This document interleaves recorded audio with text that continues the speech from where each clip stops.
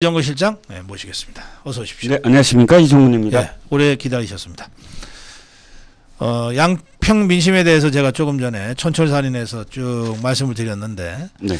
저 민주당이 좀 당황하고 당혹하고 그런 것 같은데요. 그렇죠. 예. 왜냐하면 많은 자기들 논리대로 한다면 자기들이 다 이권을 지금 다 장악한 셈이 돼버렸어요.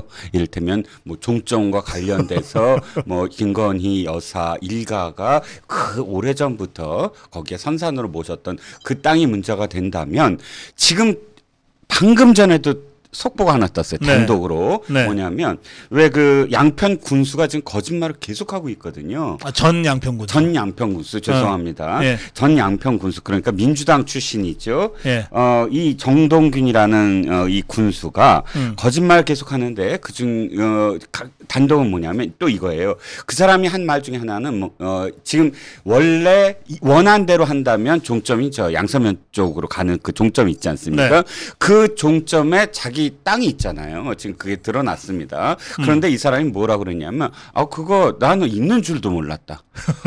아니 친척들이 그 예전에 사둔 땅이다. 이렇게 했다가 좀 전 단독 기사는 이겁니다. 예타 통과를 앞두고 직전에 자기가 258평 자기가 산 거예요. 자기 이름으로. 근데 그 직전에 이 사람이 뭐라 그랬냐면 자기는 그 땅이 있는지도 몰랐다라고 얘기했고, 두 번째는 산이 가로막혀서 못 간다. 라고 이야기하지 않았습니까?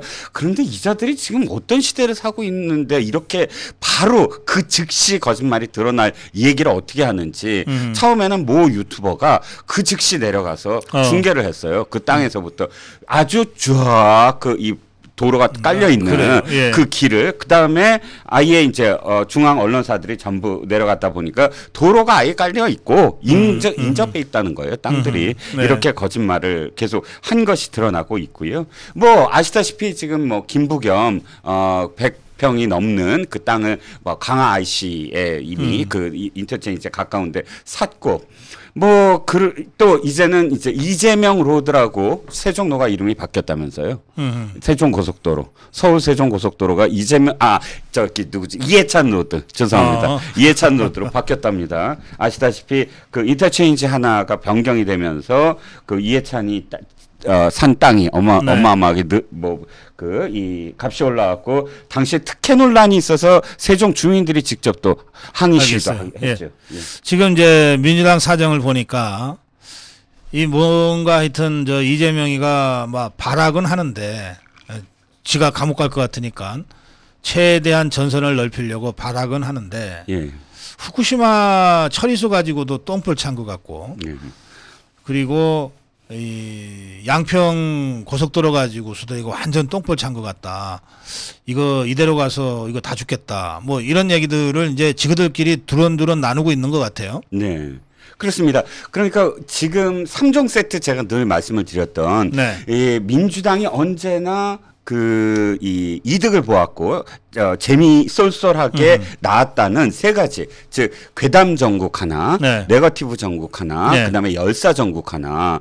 괴담 전국은 지금 후쿠시마 전국을 계속 해봤고, 그다음에 열사 전국은 지난번에 왜 분신한 네, 네. 노동자 얘기입니다. 그다음에 또 하나는 네거티브 전국, 그러니까 이거 김건희 여사와 관련된 부분이라든지 이런 것들을 네거티브에서 계속 지금 이 양평 로드도 마찬가지고요, 고속도로도. 그런데 그 어느 하나도 지금 대통령의 지지율을 완전히 끌어내린다거나 결정적으로 자기네 지지율을 끌어올리는 그런 그 모멘텀을 잡지 못하고 있다라는 겁니다. 그 얘네가 보니까 이게 전략팀이 지금 붕괴된 거 아닌가 싶어요? 붕괴된 게 아니라 없어요. 원래 없었어요? 아니, 그러니까 없다는 건 무슨 얘기냐면 이겁니다. 지금 이래강, 이름도 제가 기억이 이제는 안 나네. 왜 그 혁신위원장, 김은경이? 김은경 직전에. 직전에? 예. 이래강인가? 저기 있지 않습니까? 혁신위원장으로 내세웠다가 떨어진 사람, 낙마한 사람. 네. 그때부터 사실 저도 이제 민주당에서 이게 들은 얘기인데 술렁술렁 거린 거예요. 예전에 민주당 같았으면 당장 그 사람을 선정하는 과정에서 스크린이 있다, 분명히. 그 너무나 자명한 거니까 그 사람이 안 된다는 거, 했을 때 어떤 데미지가 있다는 거는 예전에 민주당 그 정도는 스크린 할 수 있는 정당이었다는 거예요. 그런데 그걸 저기 이 이재명이 지목을 하고 아무도 거기에 대해서 반대를 하지 않는 상황이니까 정무적 판단할 수 있는 그런 이 팀이 없다. 아예. 근데 왜 그러냐면 그건 나중에 말씀을 드리겠지만 또 왜 그러냐면 이재명의 스타일이에요. 이재명은 어떤 스타일이냐면 그러니까 성남시장 시절부터 자기만 돋보이면은 다 됐어요. 자기가 SNS 치고 뭐 하고 그러니까 이 팀을 이뤄서 뭔가를 해본 역사가 없어요. 아하. 그러다 보니까 성남시장 했죠. 경기도지사 했죠. 이때 공무원들 다 떠받들고 있는 그런 속에서 자 일로 왔습니다. 아시다시피 당은 완전히 다르잖아요. 그렇죠. 예? 당은 정말 이게 생물입니다. 살아 숨쉬는 생물이고 자기를 반대하는 사람들도 많고 안에 정파에 눈 불아리고 있고 또 그들과 타협할 건 타협하면서 또 정무적인 판단을 하루에도 엄청나게 많이 판단을 내려야 되잖아요. 네. 그런데 이자가 꼭 자기가 성남시장 했던 거랑 똑같이 당을 운영하고 있는 거예요.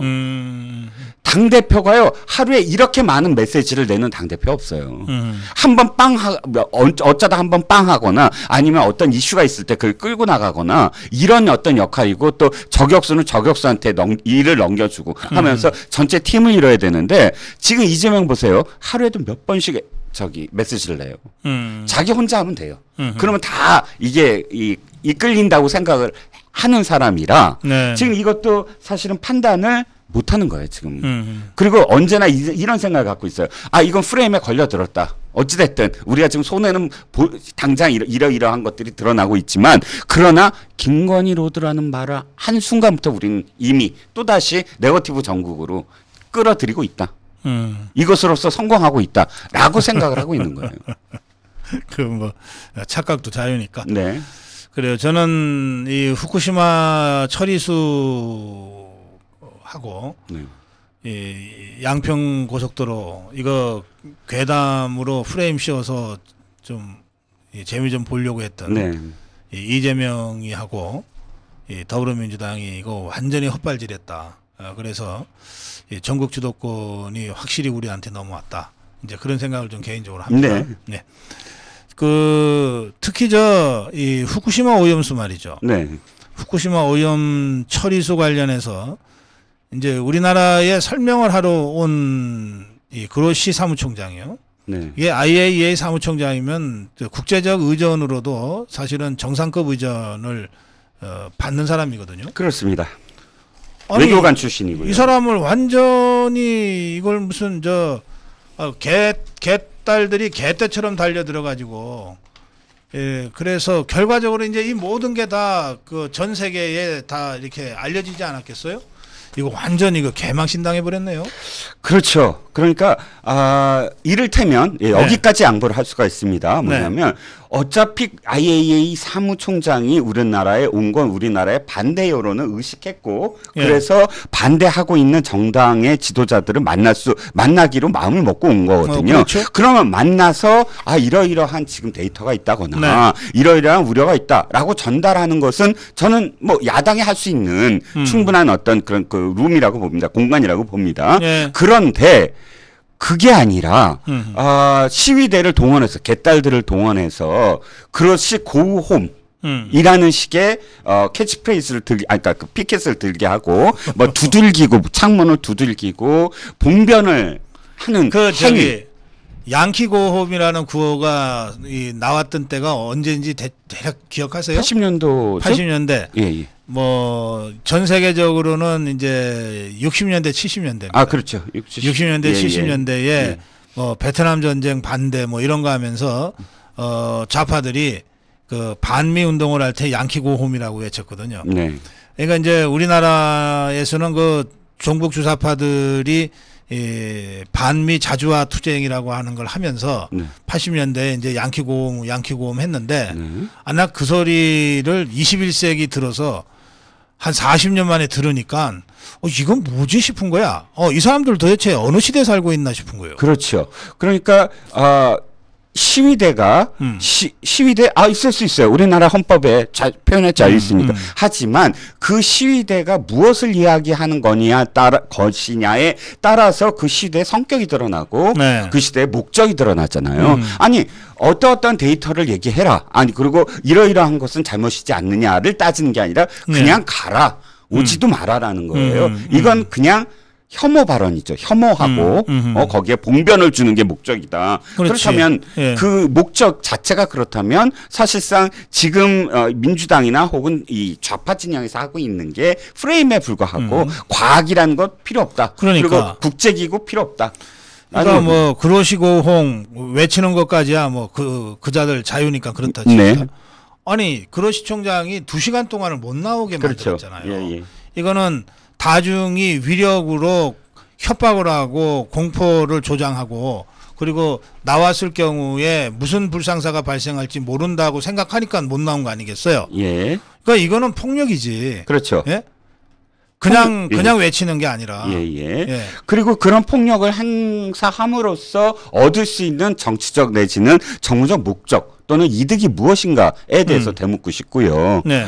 당연히 이건 국익을 우선하는 것이 아니라 자신들의 어떤 정치적 분풀이나 혹은 네. 이런 프레임을 강화시키려고 하는 네. 그런 의도에 불과하다는 것이고요. 그 저는 더불어민주당이 이게 자기들이가 연계된 이 집회인지 또 이 집회에 대해서 자기들이 옳다고 생각하는지 이게 뭐 정의당의 무슨 부대표인가가 연행되고 그랬잖아요. 네, 뺨 때렸죠. 그러니까 경찰을. 이게 민주당이 그 부분에 대해서 좀 입장 표명을 해야 된다고 생각해요. 그렇습니다. 예. 그리고 사실은 그 직전에 그런 일들이 벌어졌을 때 거기에 대해서 민주당이 선을 긋고 또 네. 우리와 관련이 없다든지 그렇지만 유감이라든지 그렇게 시작을 해야 된다고 전 생각을 합니다. 네. 그리고 나서 따질 거 따지라 이거야. 그래야 그로시를 만날 뭐 최소한의 뭐가 되는 거잖아요. 그렇죠. 이것들이 그로시를 만나긴 만났잖아. 그렇죠. 그게 예. 외교고요. 이건 예. 외교 아닙니까? 예. 어떤 의미에서는 이 IAEA 사무총장은 사실은 외교관이고요. 예. 뭐 그리고 제가 왜 이런 얘기를 하냐면 네. 제가 지난주 화요일인데요. 이제 네. 매주 화요일 날 제가 연합뉴스 TV에 잠깐 나가게 됐는데 이제 상대방하고 토론을 하다가 전병헌 예. 예. 토론을 하다가 이제 후쿠시마 오염수 문제 가지고 우리 국민의힘 쪽에서 이거는 대선 불복이다. 네네. 이런 식으로 더불어민주당을 향해서 공격을 했잖아요. 네네. 그러니까 그게 말이 안 된다는 주장을 하길래 네. 제가 이제 왜 그게 말이 안 되냐 하면서 이렇게 얘기했거든요. 자, 작년 3월 10일 대선에서 이겼다. 그리고 5월 10일 대통령에 취임했다. 그 2달 동안에 대통령직 인수위원회 기간 중에 좌파 단체가 윤석열 퇴진 촛불을 시작하지 않았냐. 김민웅이 주도하면서요. 그러면 이거는 처음부터 불복했다는 얘기 아니냐. 제가 그렇게 이제 주장을 했더니 상대 패널이 하는 말이 그거는 극소수입니다 이러더라고요. 그리고 더불어민주당과 관계 없습니다 그러더라고요. 그래서 그러면 참 반가운 얘기다. 그러면 더불어민주당이 그거를 공식적으로 좀 설명을 해라. 저거는 우리하고 관계 없어요. 왜 관계가 없습니까? 퇴진하는 시위에 매번 참가를 해서 함께 매주 나왔었어요. 당연히 관계가 있죠. 예, 관계가 예. 있는데 예. 관계가 없다고 그러고 극소수라 그러니까 예. 진짜 그게 사실이라면 너무 반가운 일이다. 네네. 제가 그랬거든요. 네. 그러니까 이 부분도 그로시총장을 위력으로 2시간씩이나 사실은 공항에 가둬놓은 거 아니에요. 네. 그리고 또 박진 장관하고 만날 때 외교부 장관 공간 앞에까지 쫓아가서 시위하고 네. 이런 사람들이 더불어민주당 입장에서는 우리하고 관계없는 거다. 네. 이렇게라도 선언해라는 거예요. 그렇죠. 뒤로는 지그들끼리 뭔 꿍꿍이가 있는지 몰라도 네. 그래야 그로시총장을 만날 최소한의 체면이 있지. 네. 그렇죠. 그런데 문제는 이겁니다. 아예 앞에다 두고서도 사실은 너무너무 창피했어요. 국회의원들이 하는 질문의 수준이란. 질문도 답게 했어야지요. 그리고 또 거기에 윽박 지르고 막 해서 그로시총장이 한숨을 푹푹 쉬면서 당신네들은 집권 안 할 거냐? 당신네들은 나중에 IAEA와 외교 안 할 거냐? 라는 뉘앙스의 말도 한 것으로 압니다. 저는 좀 다른 이야기지만 네. IAEA가 그러니까 그러니까 안전, 그러니까 원자력과 관련된 안전을 담보로 하는 그 기준을 만드는 기구 맞습니다. 그런데 그보다 더 사실 그 IAEA가 서슬이퍼런 게 저 원자력의 평화적 이용이거든요. 그렇죠. 뭐 군사적 예. 이용을 했다고 한다면 IAEA의 어떤 제재가 시작이 되면 어마어마한 경제 제재로 번집니다. 네. 그건 어마어마한 막강한 권력을 갖고 있어요. 국제 기구이지만 그런데 언젠가는 우리가 그야말로 우리가 핵을 진짜 만들어야 될지도 모릅니다. IAEA의 규제와 관련돼서 외교적인 어떤 그런 이 충돌로 빚어질지도 모릅니다. 그런 상황 속에서 IAEA를 마치 지금 민주당 뭐라 그러는지 아세요? 원전 기구, 원자력을 만드는 국가들이 분담금을 내서 원전을 마치 이런 북돋워주는 그런 이 기업들의 어떤 뭐 기구에 불과하다. 양 의원이 그렇게 얘기했어요. 유엔 산하 기구가 아니다. 이건 이익 단체다. 라고 이야기한 양 의원이 바로 그 그로시 앞에서 이야기한 겁니다. 그래요. 하여튼 국제망신은 우리가 저 더불어민주당 때문에 톡톡이 당해버렸어요. 그러니까 외국에서야 뭐 대한민국의 제1야당 대표가 저렇게 해버리니까 대한민국이 한 거랑 뭐 비슷하게 볼 거예요. 예, 그래서 어쨌든 망신을 당해버렸는데 이때 이제 딱 떠오르는 말이 어물전 망신은 꼴뚜기가 시킨다는 말입니다. 아, 그렇습니다. 이 꼴뚜기들 정말. 자, 그건 그렇고 좀 다른 얘기 좀 가겠습니다. 이재명이가 이석기 그 통진당 무슨 저 자금과 관련해서 무슨 의혹이 제기됐습니까? 여기 제기됐었죠 이미. 이건 몇 차례에 걸쳐서 됐습니다. 네. 이 스토리를 좀 잠깐 말씀을 드리면 네. 이재명이 성남시장 시절에 당시에 이석기 당이 있지 않습니까? 통진당의 김미라는 후보가 나왔었어요. 네. 근데 김미 후보가 미리 사퇴를 해버려요. 그러면서 서로 손을 잡습니다. 통진당과. 네. 그러니까 통진당 이전에 경기동부연합과 이미 손을 잡고 있었지요. 그러자 당선되자마자 이 사람이 뭐를 하냐 하면 청소용역, 그 성남시청의 청소용역 업체를 수의 계약을 해요. 아시다시피 이건 모두 다 공개 계약을 해야 되잖아요. 그런데 네. 수의 계약을 합니다. 그 수의 계약을 한 회사가 나눔환경이라는 회사인데요. 이 회사가 바로 경기동부연합이 만든 회사입니다. 아예 버젓이 그 안에 있는 무슨 임원들이 전부 다 경력이 화려해요. 뭐 투옥 경력도 화려하고 버젓이 대놓고 하는. 그럼 그거 사후매수에 해당되는 거 아니에요? 뭐 여러 가지 어떤 지금 저기가 정황상 있습니다. 그러네요. 정황이 그리고 수년 동안 해요, 그것도. 그래서 전체적으로는 6건의 계약을 맺는데 56억 원을 몰아줍니다. 청소용역 업체를. 자, 이런 상황은 기본적으로 있었어요, 사실이에요. 네. 그런데 문제는 바로 이 성남시장에 당선되고 얼마 되지 않아서 이석기 내란 사건이 터집니다. 네. 이석기 내란 사건이 터지니까 이석기 내란 사건을 누가 어디서 하냐면 수원지검에서 그 기소를 합니다. 네. 수원지검장이 당시에 김수남입니다. 자, 여기서 다시 유동규로 돌아와 보죠. 이게 어디서 사실 다시 드러났냐면 유동규가 지난 4월에 법원에서 증언을 하는데 이렇게 증언을 합니다. 김만배가 어찌됐든 이재명한테 잘 보여야 되잖아요. 그걸 따내기 위해서. 그렇죠. 그래서 진짜 갑자기 김만배가 김수남한테 들었는데 지금 이석기 수사를 하고 있는데 이재명 시장한테 얘기해 가서 이재명도 위험해. 그 수사도 할 거야.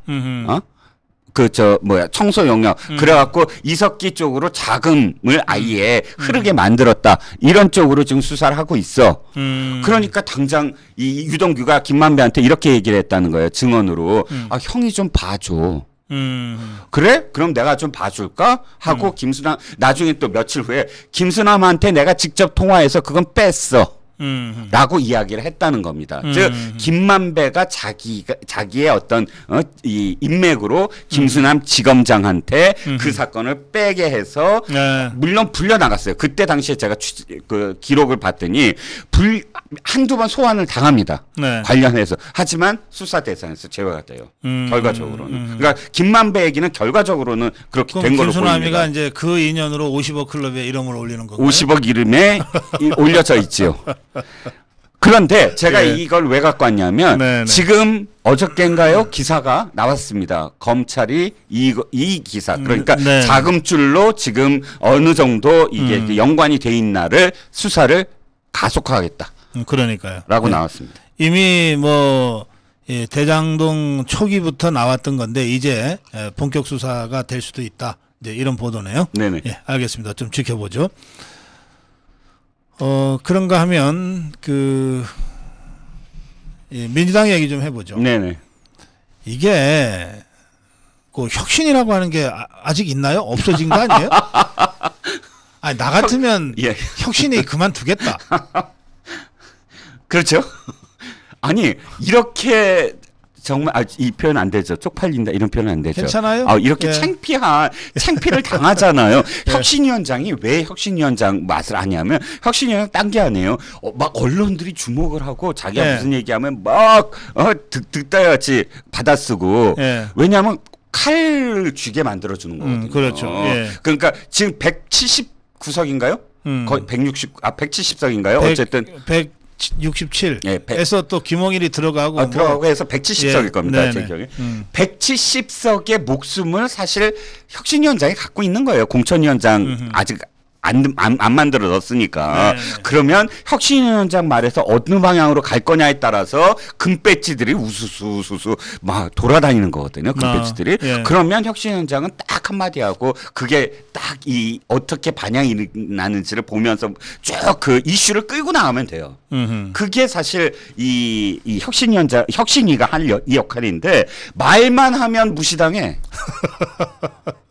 아니 이게 전혀 이게 안 되는 거예요. 그러니까 전략적으로 혁신위를 왜 만들었고, 그러니까 혁신이 세 가지가 없어요. 지금 보니까 무엇을 할 건가에 대한 예. 게 없고 방향 어디까지 할 건가.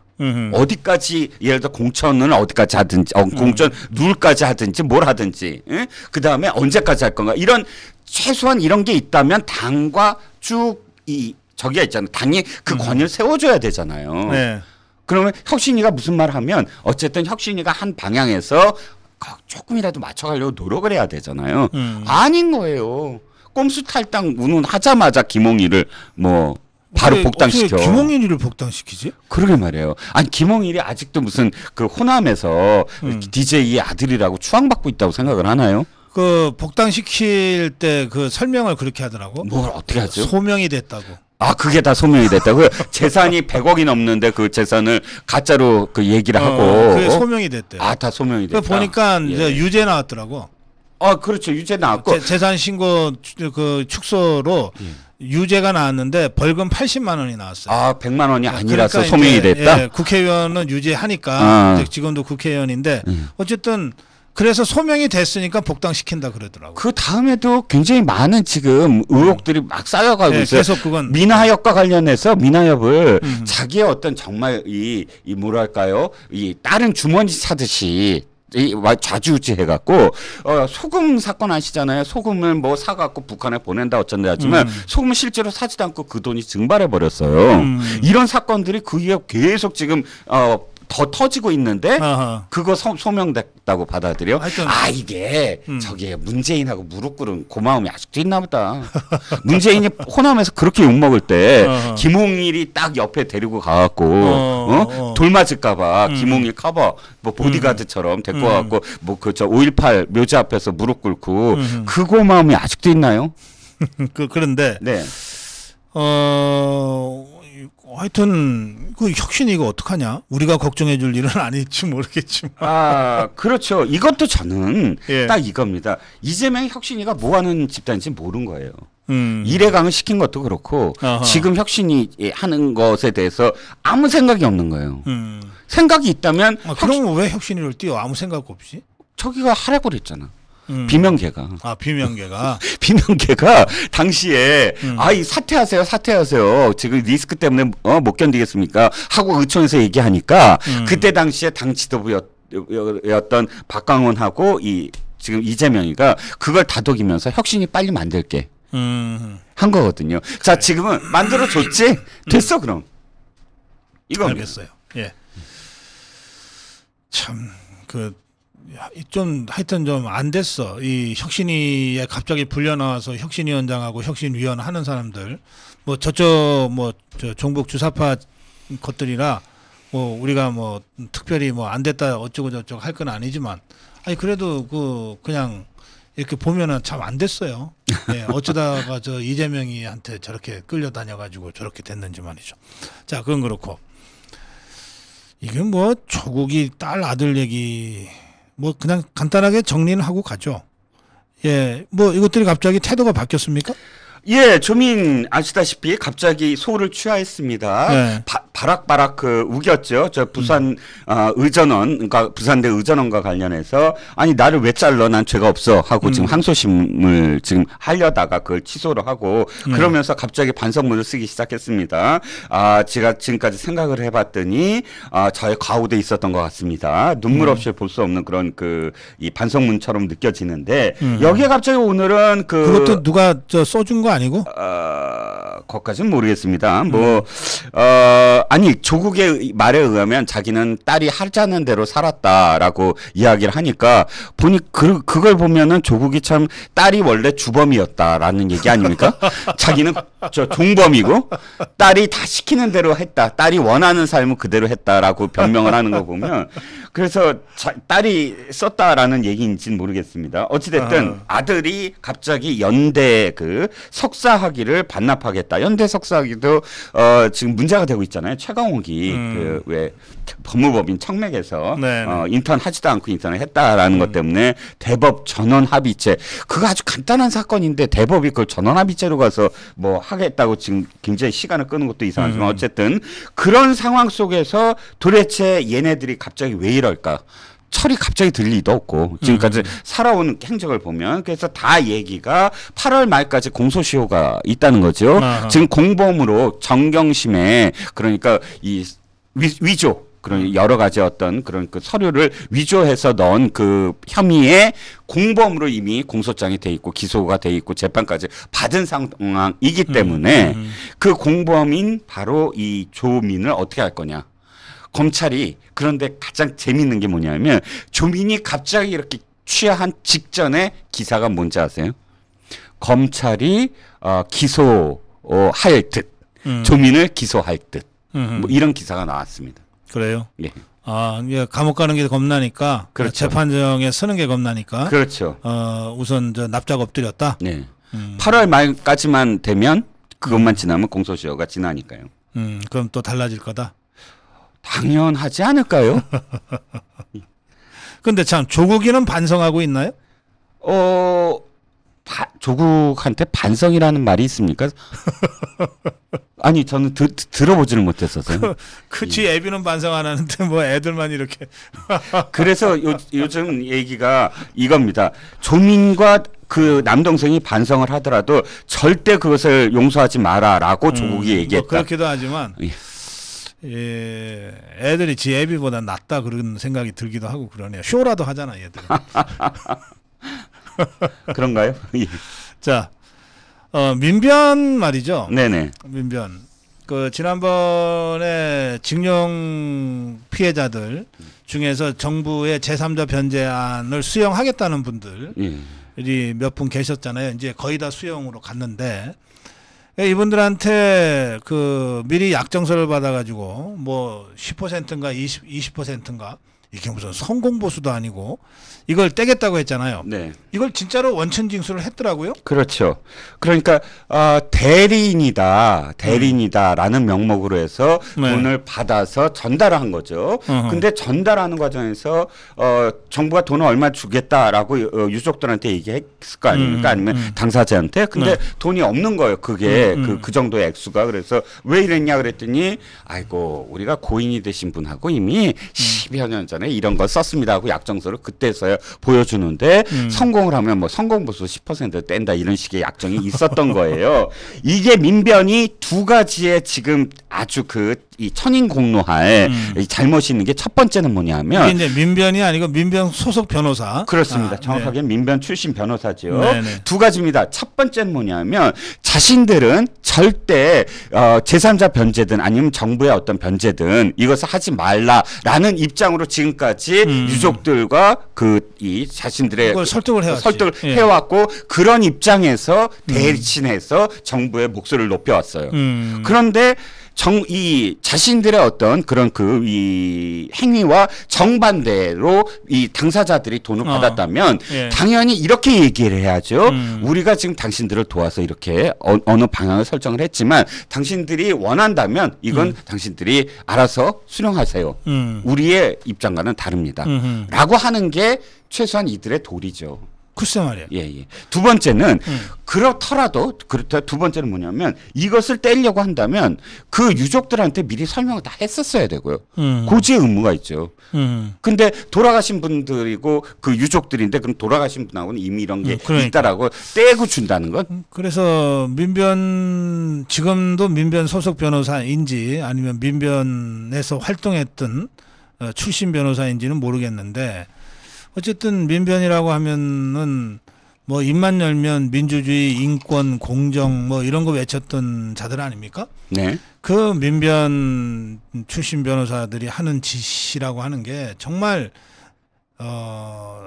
상식적으로 변호사라면 도저히 할 수 없는 파렴치한 짓을 저지르고 있어요. 근데 또 이번에는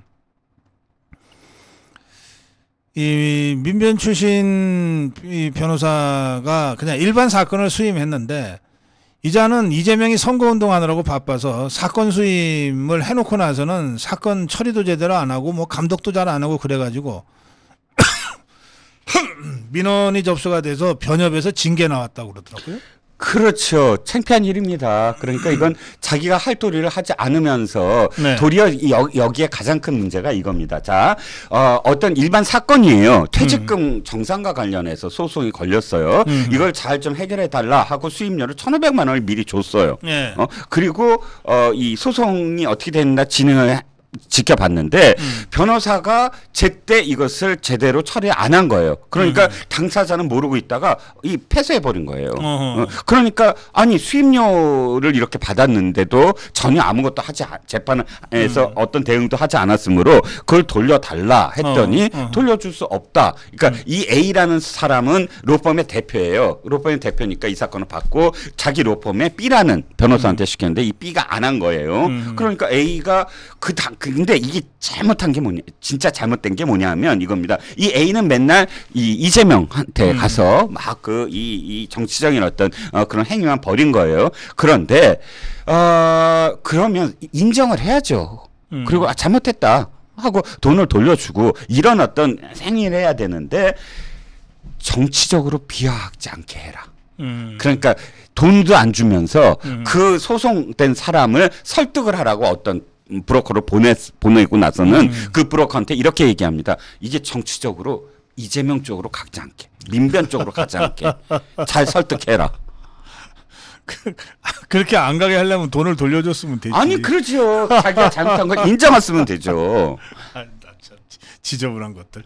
하여튼 그래서 변협이 웬만해서는 이런 거 갖고 징계 안 하는데 300만 원인가 뭐 징계를 했다 그러대요. 그렇죠. 근데 뭐 300만 원의 액수가 문제가 아니라 변호사로서의 어떤 정말 최소한의 양식이 없는데 그 300만 원 갖고 되겠습니까?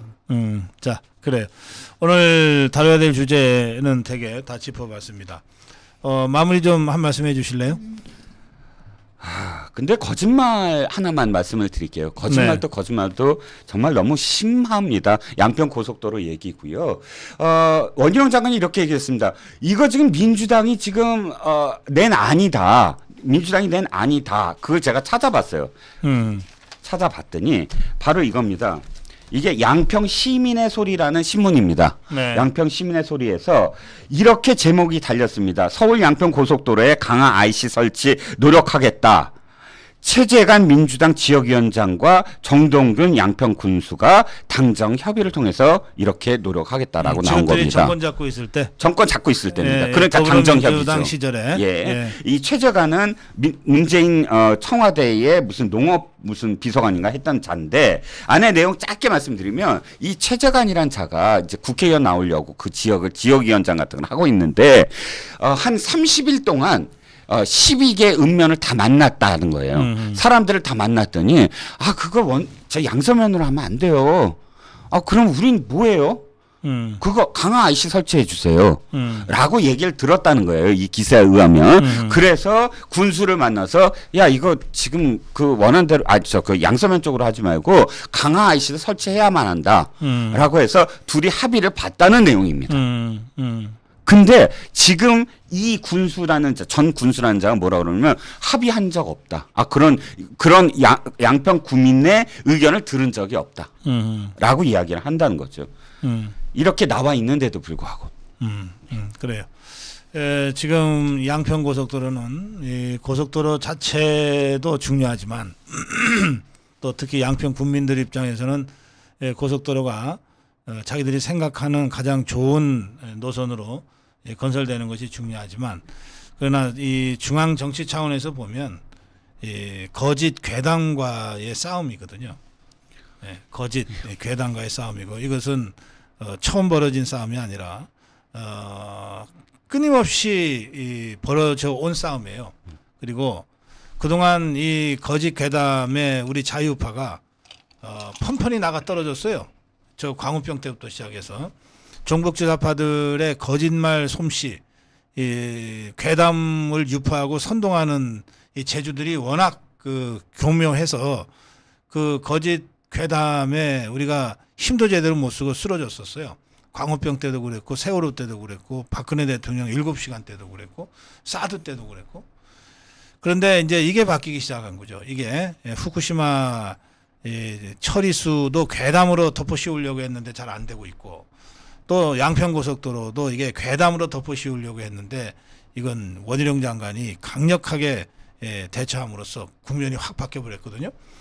그래서 이 사안은 그냥 단순한 고속도로 건설을 둘러싼 이견이 아니고 종북주사파들의 이 거짓 괴담 유포 선동 전략과 우리 자유파의 그것을 저지하는 그런 이 전선의 싸움이다. 그런 성격이 있다는 것을 지금이라도 우리가 분명히 인식해야 될 것 같습니다. 네, 이정우 실장과 함께했습니다. 용진단이었습니다. 고맙습니다. 감사합니다.